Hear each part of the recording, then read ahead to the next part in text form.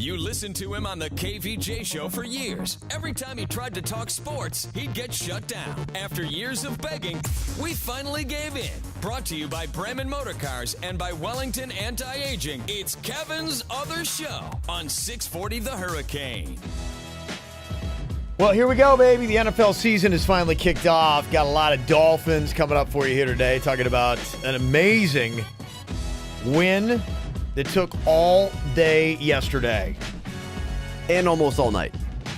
And as he tweeted out, Hootie did not have to cry because of the Dolphins. That was probably the most favorite tweet I've ever read in my life, I think. Was actually seeing Hootie from Hootie and the Blowfish. The Dolphins did not make me cry. Incredible. That's some good stuff. Well, break it all down. We got Alan Pupar from Dolphins.com checking in with us right now. Alan, what's going on, bud? Not much going on with you guys. Recuperating from yesterday's game. Oh, yeah, man. I bet, man. I mean, I know you're the players, everybody. It was just one of those crazy days. And I'm just wondering, is anything set up differently this year at Hard Rock Stadium compared to where it's been? Or is this something that we could see repeats of these lightning delays? Because I just know from having a daughter that played 10 years of softball, man, those lightning detectors sometimes are so sensitive that they go off, and immediately it's at least 45 minutes before you can get back out there. And like yesterday, I think one of the lightning strikes went off when it was sunny. You're looking up and you're going, right. It's sunny. Like, why is this thing going off? Well, because it's within a certain vicinity. All of a sudden, if they get a notice of a lightning strike within a certain radius of the stadium, that's when they have to call it off. I don't know the exact number. I think it might be 8 miles.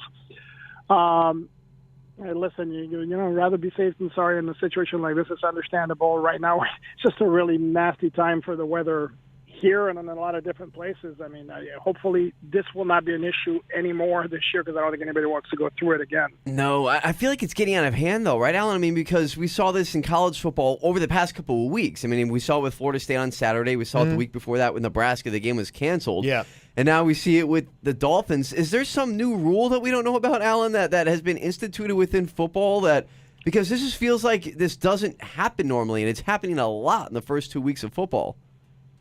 No, I don't believe there's a new rule. There might be more of a focus on enforcing what's in place. Mm-hmm. And again, here's the thing. And trust me, as somebody who had to sit through a 7-hour game that was supposed to take 3, it's not fun. But what's the flip side? If you get a little cavalier about this, and it's like, well, it's not anywhere near close, and all of a sudden you have a lightning strike inside a stadium.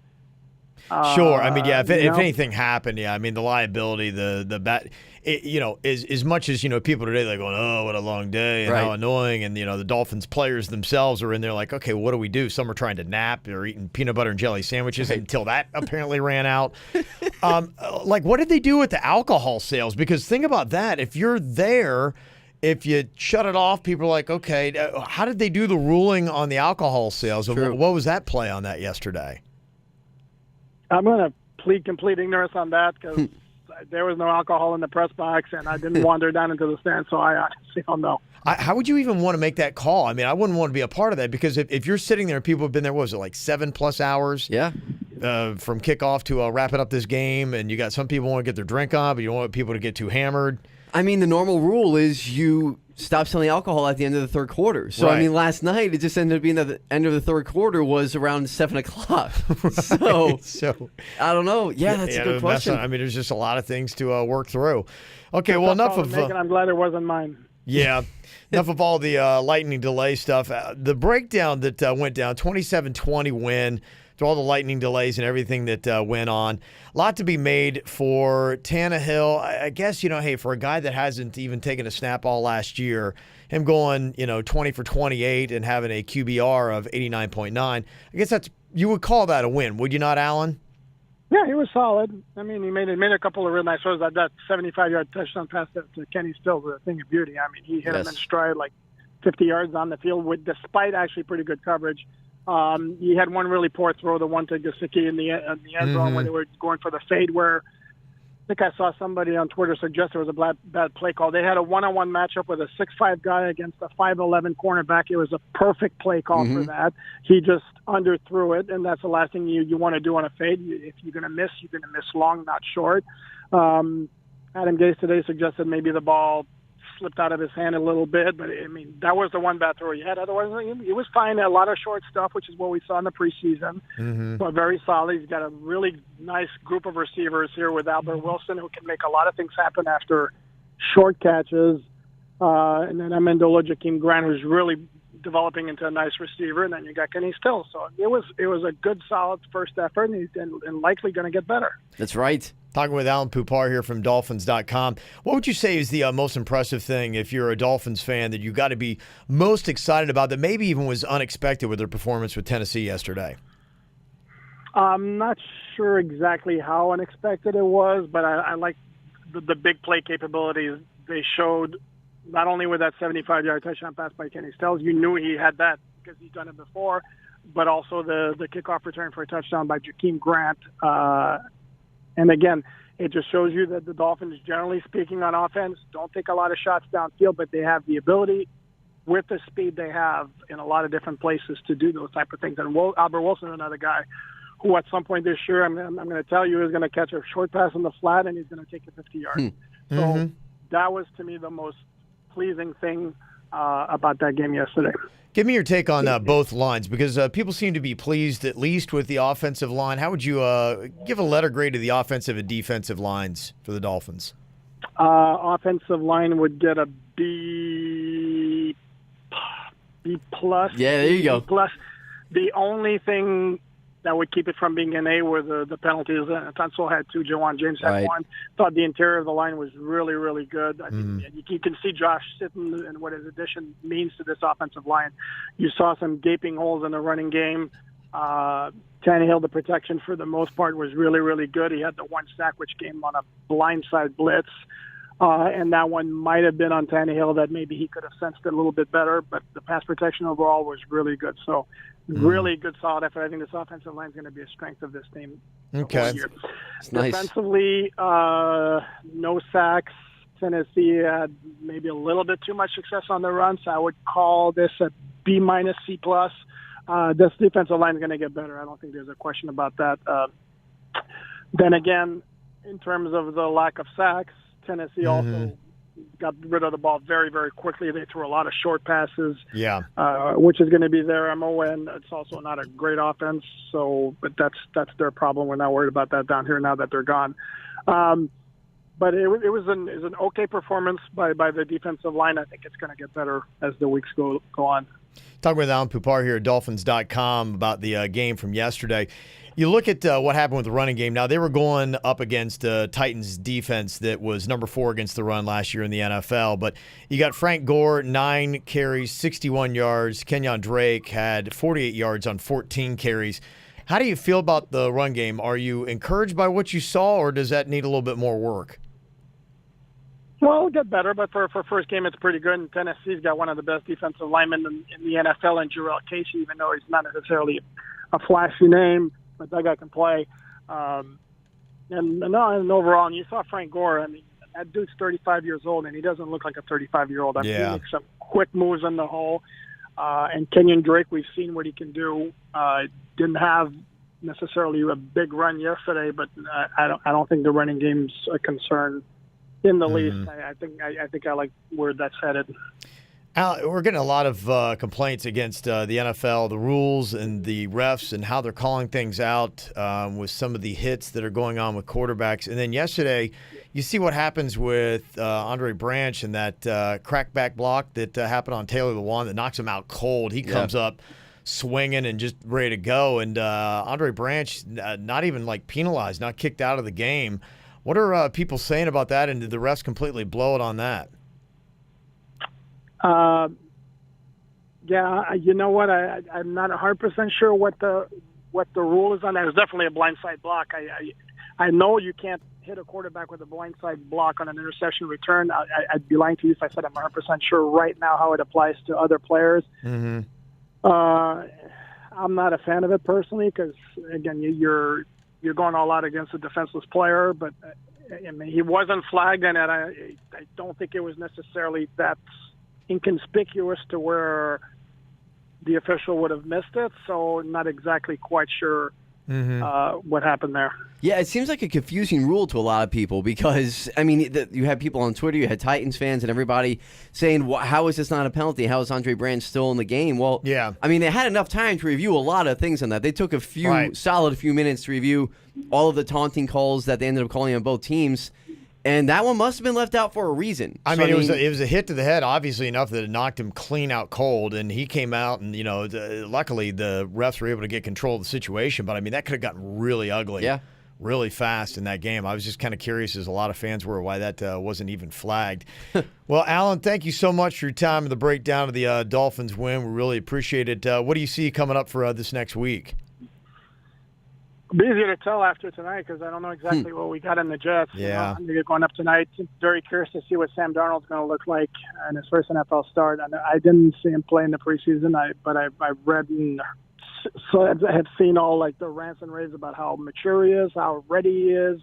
But we'll see how that goes. The Jets, generally speaking, have a respectable defense, so it's not going to be easy on offense, and I'm certainly hoping that it's going to go more smoothly on offense than it did last year when the Dolphins went up there. Okay. It's going to be a win, Alan. I'm calling it. There you go. I called this one on Sunday. These are important games. Yep. That's right. All right, Alan, thanks for checking in with us, bud.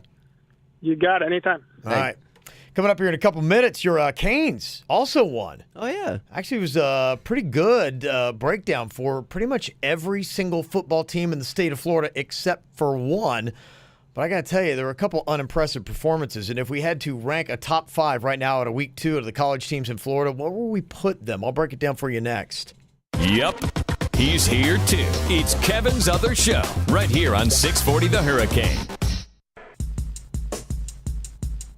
I'm not sure I like it.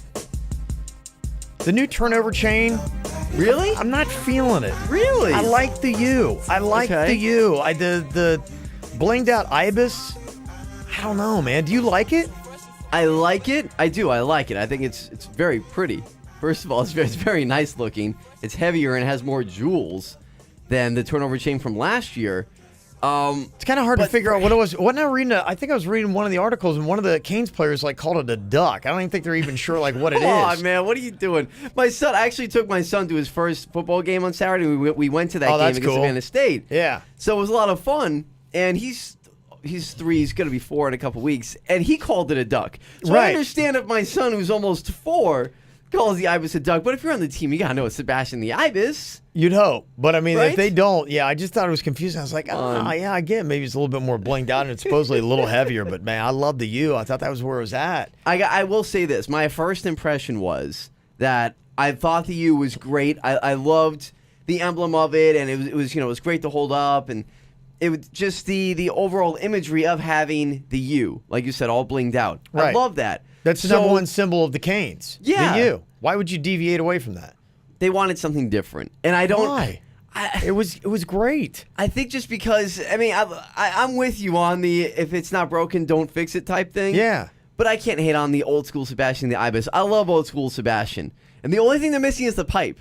It doesn't have the pipe that old school Sebastian used to have. Well, but everything else is there. It's a new era. Yes, yeah.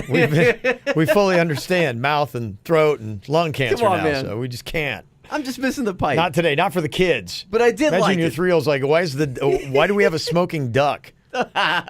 Don't worry about it. It's old school. That's why. You don't want that. I do like it, though. It's cool. It looks really nice. Yeah. But I do kind of miss the U because I'm more of a traditional type of guy. Yeah, I thought they should have stuck with that. But it has definitely lended itself to the most annoying copycatted trend that is going on now. All the teams that are trying, the turnover thrown to chains to towels to whatever they're doing. It's bad. The best one. Don't forget the best one. The backpack. Yes. Who did that? Oh, you didn't see it. No. Oh, Kev, it was the most amazing thing in the world. I was just so tuned out of any team that was doing it. I was like, it's so embarrassing for you guys. I'm gonna get your reaction, your live reaction on this because it's already amazing. awful. The concept's horrible. It's amazing though, but you have to see so this. Dumb. Now it's just dumb. Who? It was Florida State. No, it wasn't. Yes. Are you serious? Florida State now has the turnover backpack. The memes. Come on, man. The memes were absolutely fantastic. So I'm going to show this to you, and I'm going to put it on here, I already got questions about the Willie Taggart era, but this is just a whole new level. In case you haven't seen it, I'm showing it on our YouTube channel right now, too. So wait, you're Florida State, yes. and you're Okay, That's the backpack. You get to see this for the first time. Everyone can react with you. If you're trolling the Canes, okay, that's one thing. But I mean, I think everybody agrees the turnover chain's kind of cool. So it's kind of hard to troll because it's kind of awesome. The turnover backpack is just stupid, and you're doing something that your big rivals have done. Dude, it's a red leather backpack. If you know what, if the Noles were crushing people and winning, then maybe it's like, haha, these guys are so awesome. That's great, but no.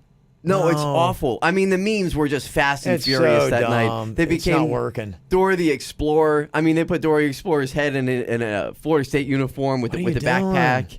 It's bad, man. What are you doing? I just honestly, I don't even know. I don't know what to say about FSU. I mean, what did they beat Samford by 10? It wasn't much. That? Yeah, I mean they didn't take the lead in that game against Samford until midway through the fourth, and we were laughing. That's an FCS team. I mean, it's not even. You're playing an FCS team, and you're struggling at home. At home, what is going on? I mean, I don't know if you want to blame the weather because they had a long delay. They had a delay too. I think it was a couple hours, and it just. But the Dolphins just did it and survived. Yeah, you're playing. I mean, I don't know what's going on there. And I thought, okay, well, I didn't know. I'm like, maybe Jimbo Fisher just lost his focus at the end there, and they just weren't with it. But Jimbo had a Texas A&M team that was pretty ready to go, and arguably, I mean, it was right in it with Clemson. Only lost by 2, and depending upon how you feel about that call, some people think that, okay, they got robbed in that game. So maybe it wasn't Jimbo. Jimbo looked good. FSU did not. So I'm like, I don't know, let's wait and see. After what I saw over this weekend, I'm leaning to I'm more concerned about FSU and Willie Taggart in that era. Like, where are the Noles and where is this program going? FSU and Florida. I mean, we laughed about 2 things at the end of last week. We laughed with Gene Deckerhoff, play-by-play guy from Florida State. We had him on last week, and he's like, Samford's got a pretty good team. We got to take care of business. And we laughed because we thought you were going to destroy Samford. Well, we saw what happened, and they needed the last half of the fourth quarter to win. And then we had fun with Florida saying that the last time they beat Kentucky was when Crocodile Dundee was out. Yeah. And they lost to Kentucky. And then they lost. I don't know what's happening with these teams, man. Just bad. I mean, I was just thinking about it. Honestly, this is how I'd break it down right now. If I had to rank the 5 best teams in Florida after 2 weeks for college, here's how I would put them. I put USF number 1. They're 2-0. They beat Elon, but they just got Georgia Tech over the weekend. Yeah. That actually arguably is probably the best win you've got of any Florida college football team so far. Because Miami's 1-1. So UCF 2-0. They beat UConn and then South Carolina State. At number 3, I'd put the Canes 1-1. Because, I mean, your only win is over a team that is actually dropping down to Division II next year. Yeah, I mean, it's you fair. can call it 77-0, but it's fair right now. Got a loss to LSU. FAU rebounded nicely against Air Force, but you still got a really god-awful loss against Oklahoma. I put them at number 4. Florida State, I put at 5. Wow. You got you just eked out a win. And honestly, at first, I almost put FIU ahead of FSU. Man. They lost by 10 to Indiana and then came back and just beat Old Dominion by like a touchdown over the weekend. So you're trying now to figure out between Florida and FIU. In the state, you could arguably say the Noles are not a top 5 team in the state of Florida. Now, I mean, if they played head-to-head, I would hope that FSU beat FIU, but I'm not sure. I mean, they I'm not would, sure. right? I don't know. They probably would. FAU, yeah, I'd hope. But I mean, if FAU got cranking, I could definitely see that upset. And just how bad is this team? I don't know. It does not look encouraging. I know it's silly to think of people listening right now. What would you do? Crazy? FSU can't beat FIU or FAU? Yeah, they would beat them. But the fact that we even have to ask that question, there's a reason behind it. But right now, if I'm ranking them, that's where I'd put them. No, it's fair. And listen, obviously McCain's homer. Everybody knows that. But it's fair what you're doing at putting them at 3 because you have the bad loss to LSU. It'd be different if they lost to LSU the way Texas A&M lost to Clemson. Yeah. But that's not the way that happened. You destroy Savannah State. They're going to be Division II next year. But you started out slow in that game, and you got some concerns. And the fans are starting to turn on Rozier. He's getting booed now. It was uncomfortable, man, when he came out for that first series, and he's getting boozed. He's a couple really bad passes. And that's why they got up. I mean, he arguably was the worst at moving the offense. I mean, everybody else that came in after him, now granted, you may not be going up against the same tier of defense. Right. Possibly. I don't know what the substitutions were for Savannah State. but everybody else looked pretty sharp quarterback-wise. Perry looked good. Perry needed a few throws to really get acclimated, but he had 3 touchdowns. Mm-hmm. And Jeff Thomas looks great. Jeff Thomas is the best receiver on this team. Oh yeah, he's a real legitimate star. I mean, I'm on Richards. You're not doing it, man. I'm sorry. Like, you had a great freshman year, record-setting freshman year. Mm-hmm. You had a bunch of injuries last year. I get it. And now again, you're on the bench 2 games into the season. Jeff Thomas is the best receiver on this team, so there's no doubt about that anymore. And with Rozier, I mean, again, talking about Jeff Thomas, he overthrew a wide open Jeff Thomas. Like, why do we keep doing this? Right. How do you keep overthrowing this guy? Well, I'm just wondering how much longer he's going to hold on to the starting spot. Because, the guys behind him are starting to look better. And just, I don't think that they make a change just because the fans want it. You can't sit there and make, knee-jerk. Mark Richt's not going to do that. No, there's no, especially him.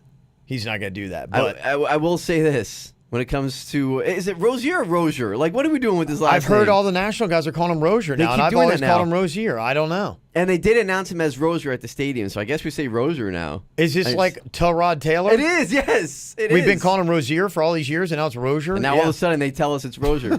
Who knows, man? That's another reason why you got to bench him. Yeah, we don't know how to say your name. So with Rozier, if he plays poorly against Toledo at any point in the game, because I'm telling you right now. You said that it's a spread of 10? It's 10. Canes are favored at Toledo by 10. By 10.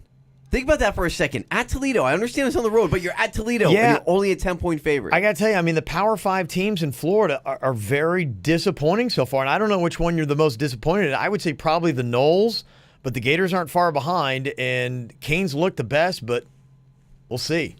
If Rozier, if he slips up at all in that game, it's going to be extremely loud for him to be benched. Yeah, could have some ugly stuff. FAU rebounded nicely. Looks like Chris Robinson is going to be the starter now. Yeah. He actually totaled 505 yards, and he looked really solid. He was the first FAU quarterback to throw for 400 yards in a game since Graham Wilbert did it in 2012. So he was good. That former Miramar star, the dude who transferred from West Virginia, Javon Durant, 16 catches for 226 and a touchdown in his first 2 games. It's a pretty good stat. Yeah, and Willie Wright, 6 catches for 75. So the Owls rebounded nicely and looked really good over the weekend, a 33-27 win there. Yeah, I was happy to see that. Yeah, coming up here in just a couple of minutes, we'll talk a little more about the Dolphins coming up here in a couple, including the players that were kneeling. The only team that had anybody kneeling for the anthem was right here in Miami. We'll give you the reaction on that. Kaepernick's take to it as well. And something really solid. The AAF, that's the Alternate Football League. They're doing something that honestly could catapult them right out of the chute when they launch in February. I'll tell you what they're doing next.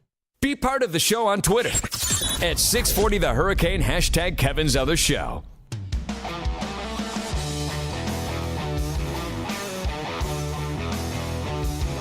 Seven hours, 8 minutes. Massive delays, but Dolphins get the 27-20 win over the Titans. And we said, hey, they got to start off with a couple wins. And that probably early on was their toughest one. You'll see what the Jets look like tonight. But, considering where the schedule's going, you need to, out of the chute, the first 3 to 4 games really important for the Dolphins. Oh, man, it's something we've been harping on for the past month, really, throughout preseason, is these first 3 games. They got the first one done. Jets is going to be tricky because it just always is, and you're going to be playing in the Meadowlands. They will beat the Raiders in week 3. There's no doubt in my mind, 155%. I don't even know if that's a thing. They're going to beat the Raiders in How week bad 3. did that Khalil Mack trade look? Ooh, boy. I mean, after what he did yesterday, I mean, he was a one-man wrecking ball with the Bears. The last time I saw something like that in a football game was Jadeveon Clowney when he played at South Carolina. I know, right, yeah. So in college. I mean, it was just unbelievable what he was doing. Anybody who's like a Raiders fan would be like, well, what are we doing? I mean, 2 first-round picks, he looks like it was like a bargain. Looked like a steal the way he was playing yesterday. Right? No, it's a fair point. We were saying a couple weeks ago, did they give away too much? But I mean, if you're a Raiders fan, you probably got a headache from how much you were hitting yourself in the head watching Khalil Mack just completely dominate the first half of that game. Well, it's just another thing that Gruden's going to have to, overcome.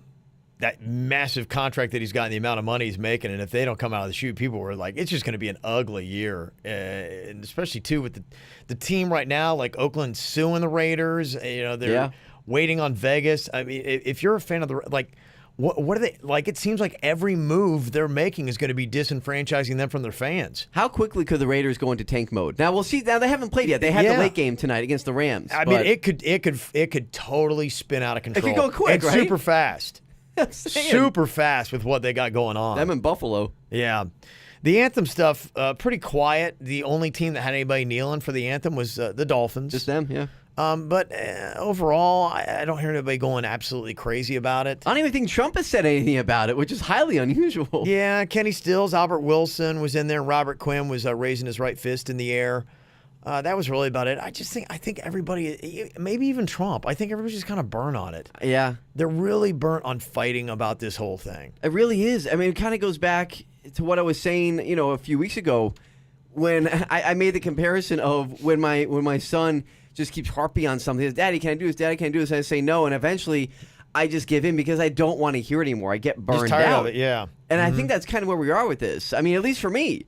And I think maybe for most fans, it's just like, dude, whatever. Like, let's just watch football. Yeah, I do think whatever so, you too. want. We don't care. It doesn't sound like the NFL is going to be doing any kind of policy for the anthem this season. They just let it go and probably realized, hey, if we just shut up about it, then, maybe it's just going to kind of go away. Just let it go away. Yeah, just stop making it a topic.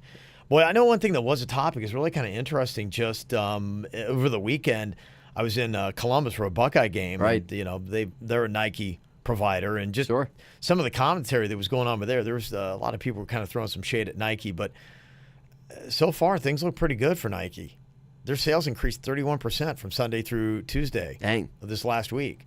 So, maybe they knew what they were doing. So people burning the shoes while they're still on their feet, that really hasn't had much of an effect here? I think that was the loud minority. Yeah. Protesting it, but I think ultimately Nike's probably just laughing, saying, yeah, for all the controversy you guys gave us, obviously it helped us out. 31% rise, nearly double what they normally do over the same period in 2017. Man. Yeah, so I mean, everybody was making a big deal of how their stock fell and $4 billion. Well, It looks like Nike's got the last laugh.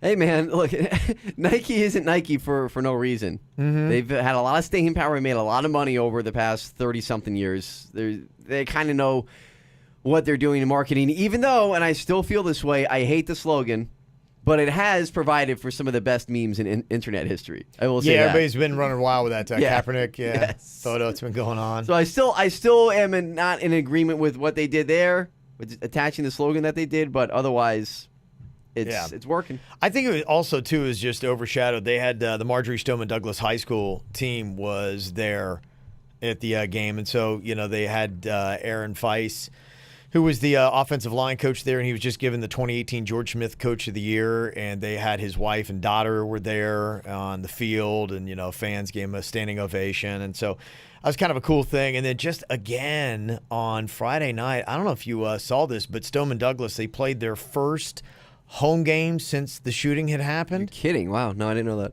And they wound up beating South Broward 23-6, which is a 17-point difference. 17 victims in the shooting.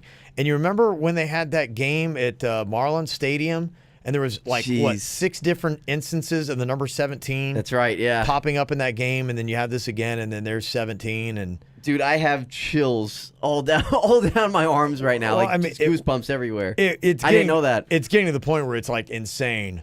That's right. Yeah, with the Marlins, you're right. There was a lot of different things with the number 17, and that's just... It was just all through that entire game. So it was some pretty cool stuff. Let me see some of the other stuff going on from the weekend. People really hated Carrie Underwood's new Saturday Night Football song. They were just ripping on it.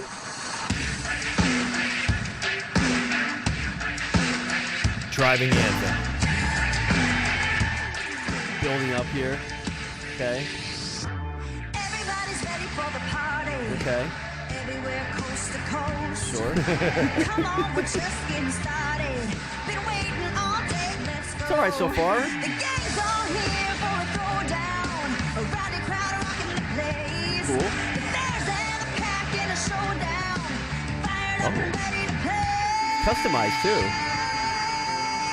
It's okay. Game on. All right. All right, this is where, This sounds like, honestly, Nickelback could be singing this song. Yes. That is, except it's sung by Carrie Underwood. Yeah, this is, It's got that kind of Nickelback-esque kind of writing to it. sounds very generic now that I hear it. Yeah. It almost sounds like an 80s theme song to a cartoon. A little bit, right? Almost, it's just very generic. It was just getting trashed on Twitter. One of the comments said, if there's any reason to boycott the NFL, it's because of the atrocious Carrie Underwood intro song. As a nation, we deserve better. Poor Carrie. She's great, too. I mean, she's awesome. Yeah, no, she's fine. Just her songs are awful, so they need to have Nickelback stop writing them. Yes. Maybe that's also another idea. That's pretty interesting stuff, man. There's kind of the battle with the revamped XFL going to be coming up against this Alliance of American Football. Right. And I think time and time again, the Alliance of American Football just seems to be making better calls than the revamped XFL. And one of the things they're going to be doing is they're going to be doing a gambling app. So as you're watching the game, you can, in real time, start betting on things, and lines are going to change during the games as you're watching them. Like, they're going to get, like, the velocity of a quarterback and accuracy rating. So as his QBR is going up and down during the game, it'll change the betting lines in-game, and you can bet right on the app. It's absolutely genius. Which, I mean, it's something like, can you imagine if the NFL had that? I mean, think about how fantasy football really helped the NFL. Sure. And now with gambling, and you actually tied money into it and the lines that you could have. Yeah, I mean, look at all the money that DraftKings and FanDuel made in their first couple of years. And now you look at something, it's absolutely genius. It's a genius move. Yeah. MGM's going to be doing the app. I think right now you're only going to be able to use it in like Vegas and Atlantic City. But as states start to legalize the sports gambling, you'll be able to use it in all those states. I think Jersey has done it now. Yeah. Delaware. I think Delaware has it too. Some other place like that, yeah. Orlando's got a franchise. Atlanta's got it. And they've already signed 332 players, 8 different cities. I'm excited for this, man. That and the XFL. I want to see what they have to bring to the table. I think honestly, between the two, I think the AAF has got a better chance of doing it. You know, they got Spurrier in Orlando. Yeah. Maybe they bag Tebow. I don't know. But listen, never underestimate Vince McMahon. Yeah. That's all I'm going to say. Okay, we'll see. I know it didn't work the first time around, but February 9th going to be the first game that's going to be kicking off for the AAF, and they're going to be on CBS too. Wow. So they got a national network going to be covering it. Coming up here in a couple minutes, we'll get to the thing that my wife was talking to me about nonstop on Saturday. Serena Williams' rant, justified or not, we'll discuss next. Get Kevin's other show whenever the hell you want on YouTube and at 640thehurricane.com. Whoever got any feedback on Kevin's other show, you can actually get the conversation going. Leave a little message for us. We'll throw it on the show, 561-616-4622. It's 561-616-4622. Got an email, too, here from Jack. He said, love the podcast. Also been a long-time listener of KVJ, and I got a comment. One from Kaepernick. I know that Nike's ad has irritated some people, and that Diener did not like the use of the wording in it. That's correct. But what I have an issue with is that you both said he should just approach the issue like Anquan Boldin is doing, but yet Boldin has been doing his movement for 2 years, and this was the first time you have heard of it. With the way the media works now, you know that sometimes the best way to get the word out on an issue is to piss some people off. Yeah, just ask Nike.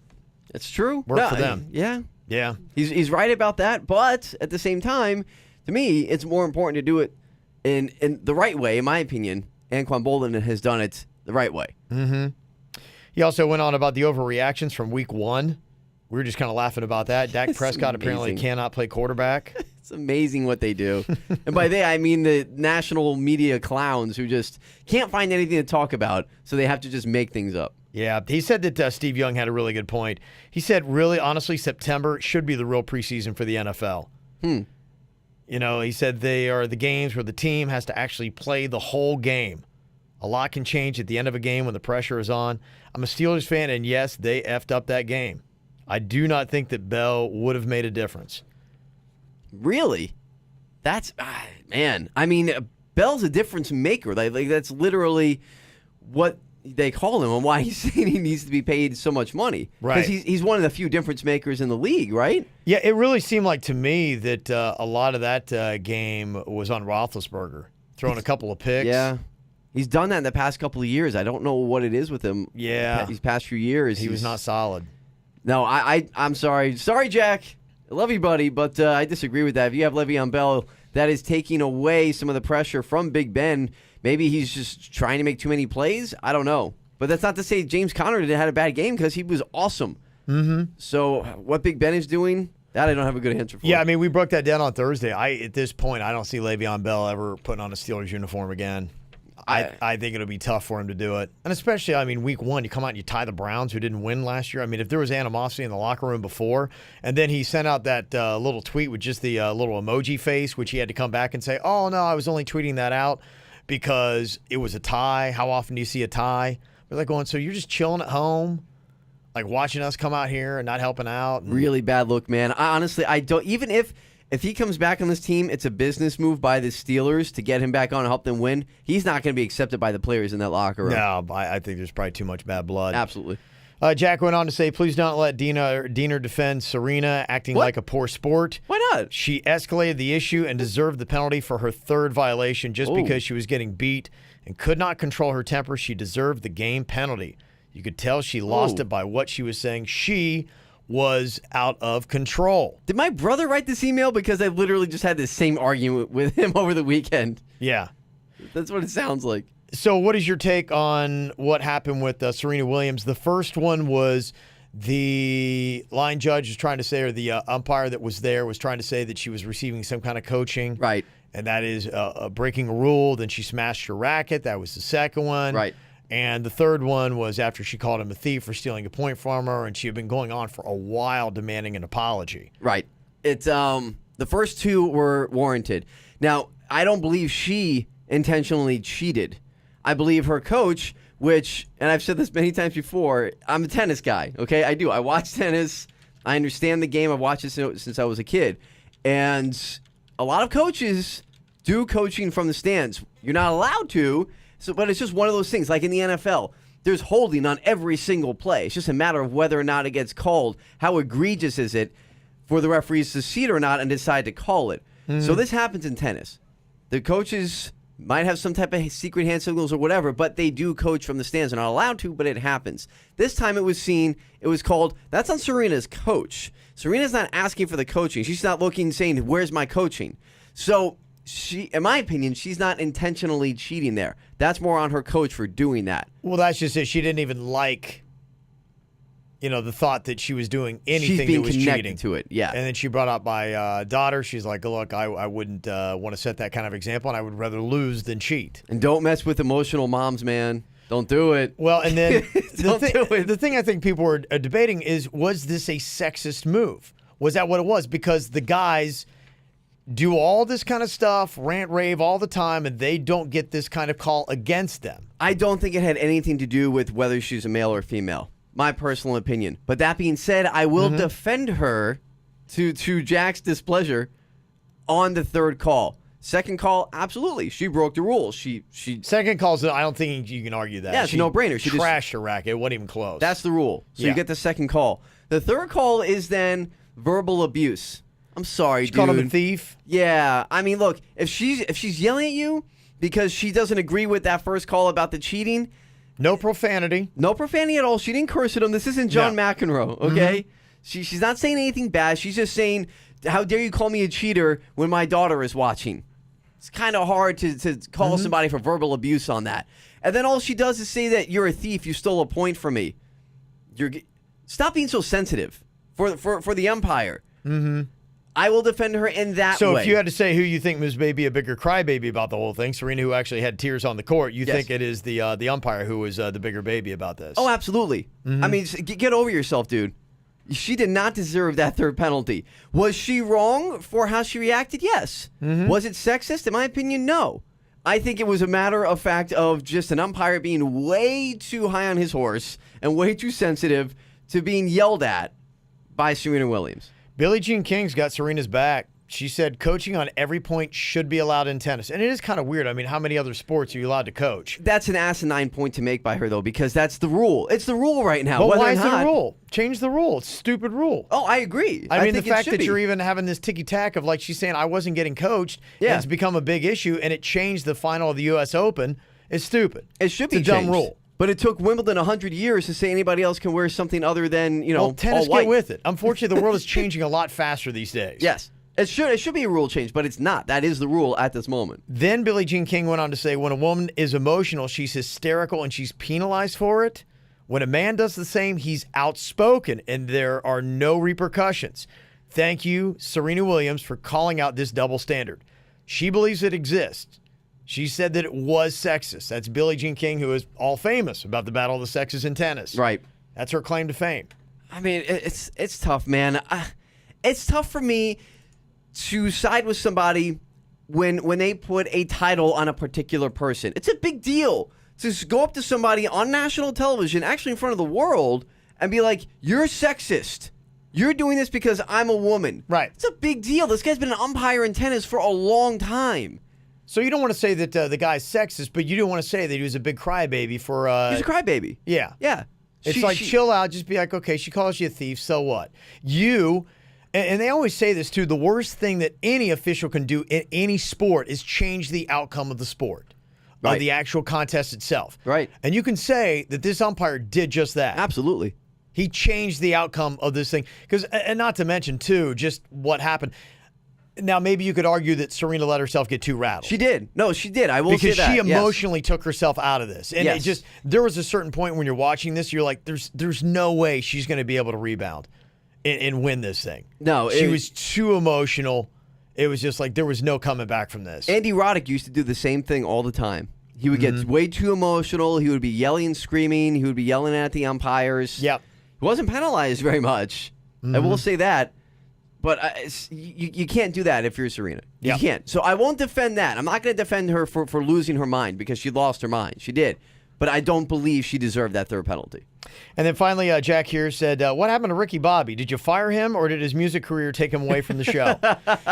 No, we did not fire Ricky Bobby. He does have another job, and the time at which we do the show was conflicting with him getting to his other career that he must maintain because the music career has not fully kicked off yet. Not yet. Not yet. Shout out to Brass Knucklehead. Yes. Not yet. But we're hopeful for him. So, yeah, that is what happened with that. So, unfortunately, timing-wise, he could no longer be with us. It's as simple as that. It's nothing as salacious. Even though I would love to say that I kicked him off the show. I would love to be able to say that. No. But it's just kind of a simple fact of conflicts for him. None of us have that kind of power around here.